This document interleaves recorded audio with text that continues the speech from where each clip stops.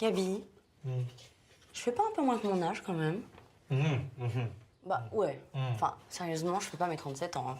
D'ailleurs, l'autre jour au lycée de Paul, je pensais qu'on pouvait me prendre pour sa sœur, tu vois. Bah non. Les gens, ils pourraient s'étonner quand même de me voir avec un fils aussi âgé. Bon, c'est vrai que je l'ai eu hyper jeune, mais... Et j'ai même encore un peu l'acné. Regarde, c'est dingue. Bah, quand même. Oh, ah oui, là, oui, entre les deux rides, oui. Mais c'est pas des rides, patate. C'est des sillons d'expression, rien à voir. Oh, t'es avec pas, arrête de faire tes gamines. Mais gamin toi-même, t'es chiant, hein. Tu m'énerves, voilà. Faut savoir, c'est ce que tu voulais entendre. Si là. Ah, qu'est-ce que tu fais? J'ai retrouvé le premier cahier de dictée de Laetitia, figure-toi. Ah ouais? C'est tellement mignon. Regarde comment elle écrivait deux mains. Regarde, deux, plus loin, main. Je me souvenais plus de ça, dis donc. Elle était créative à cette époque, hein? Ouais. Ça me paraît loin. Arrête. Parce qu'ils ont grandi, nos petits poussins. Ah ouais, ça passe vite, hein. Et tu sais, je me dis que... Eh ben, tout ça, si c'était à refaire, eh bien, je ne changerais rien.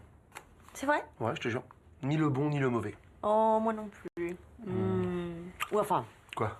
bah je dis je changerais rien globalement parce que en vrai, je pense que si je pouvais, j'enlèverais quand même les nuits blanches, les gastros, les convocations par la maîtresse, les crises des 3 ans, les devoirs de Paul, les caprices de Laetitia, les couches, Ouais, enfin, les choses les formidables. hurlements des enfants la nuit, toi qui ronflais pendant qu'ils hurlaient la nuit, les conseils de ta mère et globalement toute la période du collège. Hein.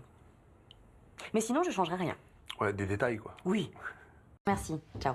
T'as un chinois, Isabelle? Ah, dans mon équipe de boulot? Bah, ça a failli se faire, j'en avais rencontré 2-3, mais finalement, très vite, je m'étais aperçue qu'au niveau des bilans comptables et des techniques de management, c'était pas des foudres de guerre, en fait. On dit toujours qu'ils sont super forts, mais ça dépend des domaines. Hein. Moi, je vois, par exemple, en management, faut pas se laisser berner. Non, mais de quoi tu me parles, là? Parce que moi, j'ai besoin d'un chinois, d'une passoire, quoi. Tu sais, il n'y a pas que le travail dans la vie, hein, Isabelle?